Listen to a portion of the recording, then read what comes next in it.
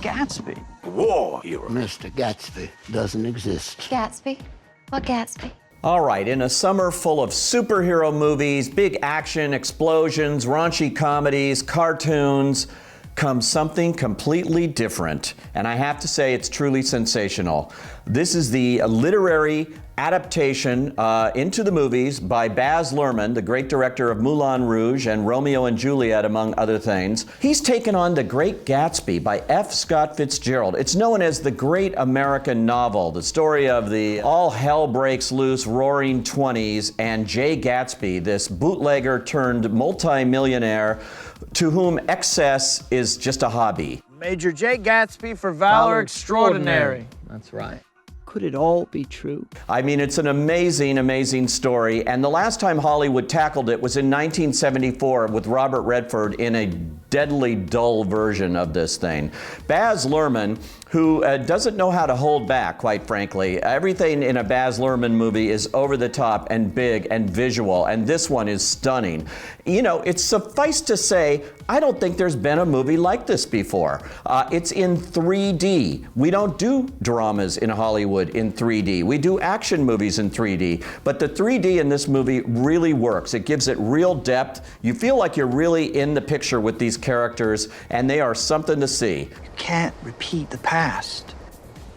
Why, of course you can.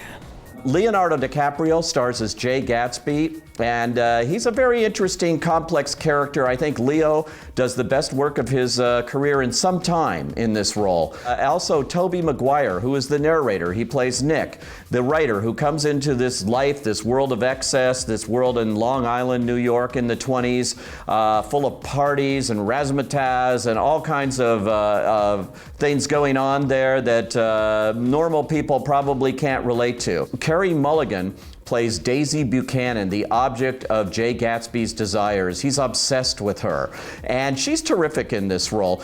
She's kind of like a modern-day Kardashian. I would say that's what she would be, you know, the Roaring 20s version of the Kardashians. Very vapid, not much to her, but a very interesting person to see anyway. It's perfect.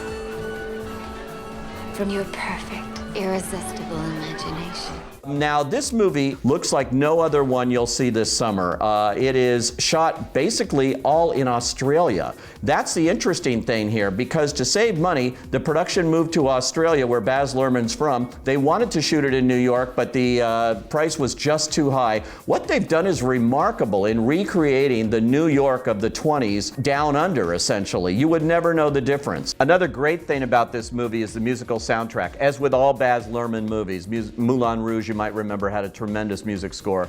This one, oddly enough, does not rely on the standards from the period it's set in, but has music by Jay-Z, Lana Del Rey, very contemporary score, but it feels like it fits perfectly into that time. It's the perfect kind of soundtrack to go with the visuals that Baz Luhrmann has brilliantly placed on screen here in The Great Gatsby. And so I think this is going to be a surprise this summer. A lot of critics are already pouncing on it, saying, oh, it's not what we expect from a summer movie, it's overdone and that sort of thing. I think they're wrong. I think this is a movie people are really going to relate to. I think it's got relevance to today. This is a time of excess too, where over the top in a lot of ways. It's also a time of economic hardship, and Great Gatsby was written right on the cusp of the Great Depression that was to follow. So it's an interesting movie to see. It's beautifully acted, beautifully directed by Baz Luhrmann, who I think outdoes himself here with this film. Definitely a go from my point of view.